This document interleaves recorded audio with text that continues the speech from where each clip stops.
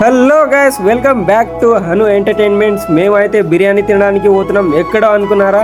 మన గోదావరి తెలుగు రెస్టారెంట్ లో. నేనైతే సీరియస్ గా మెనూ కార్డ్ చూస్తున్నా, ఇక హ్యాండ్ వాష్ చేస్తున్నా యుద్ధానికి రెడీ కానికే. ఇక మనమైతే ఆర్డర్ చూసి మంచి ఫిష్ బిర్యానీ చెప్పేసినాం. అప్పటిలోపు ఆనియన్ లెమన్ అయితే వచ్చేసింది. బిర్యానీ కాదండో, ఇక్కడ వాటర్ కూడా గోదావరి. ఇక సూప్ అయితే టేస్ట్ చేసిన. ఇక మా వాడిని చూడండి, బిర్యానీ వాసన పసిగట్టి అది ఫిష్ ఏనా అని డౌట్ తో అడిగిండు.